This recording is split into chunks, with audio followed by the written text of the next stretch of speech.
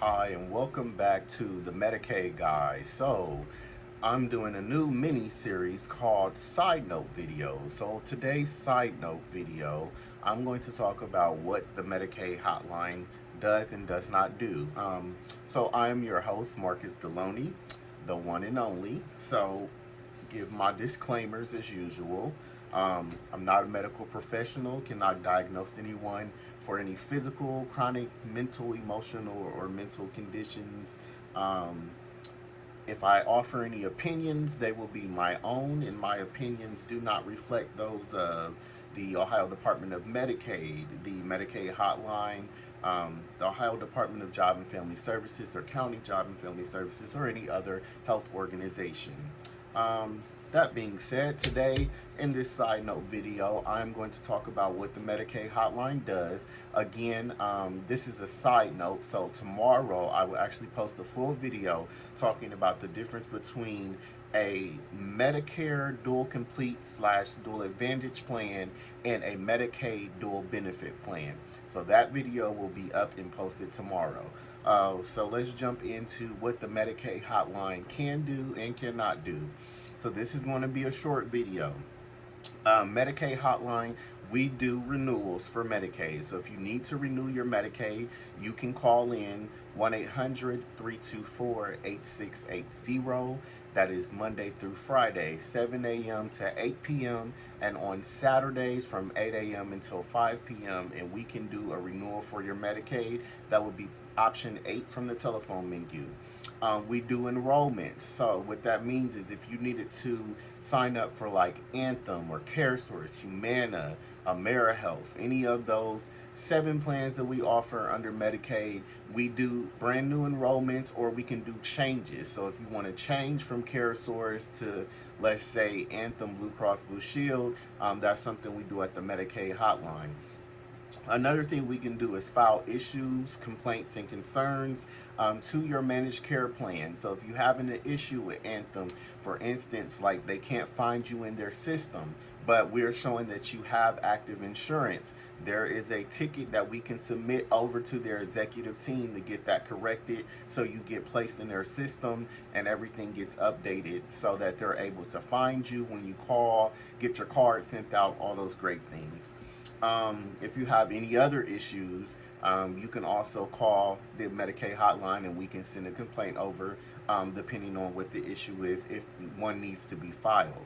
The next thing, we send out billing inquiry letters. We cannot see billing, but we can send out a letter to let you know if a certain service or a doctor's visit or medication, whatever the case may be, was covered by Medicaid. We can request a billing inquiry letter. We'll just need the dates of service for either the visit or the medication, whatever the reason for that call is, and we can get that letter requested and sent out for you, and that'll come from the billing department at Medicaid.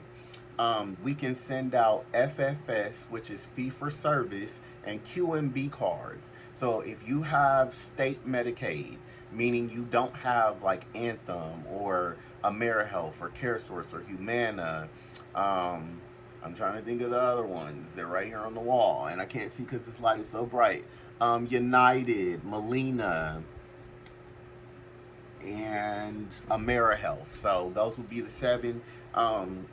If you need, if you don't have one of those plans and you just have state Medicaid, we can send out your card for you for either fee for service or QMB cards only. If you have Anthem, CareSource, whoever, you would need to contact them to get that card sent out. However, if you don't know the number because you don't have your card, you can call the Medicaid hotline and we can get the number to you. And we also answer general questions about Medicaid. So if you have questions about income guidelines, things like that, we can give you some general overview for that. But we do not make the determination. So getting to the things that the Medicaid hotline does not do. One, we don't work for Job and Family Services. A lot of times when people are speaking to the Medicaid hotline, they think they're speaking to Job and Family Services. We are not the same organization. Now, we are affiliated with Job and Family Services, and you can get to us through your local Job and Family Services office phone number. However, we don't work for Job and Family Services. So, um, we cannot open or close your Medicaid case. If you're moving out of state or whatever the case may be, you want to contact Job and Family Services to close out your medical case. We cannot do that for you. If you call us, we will see what county you live in, give you the number to call your local Job and Family Services office.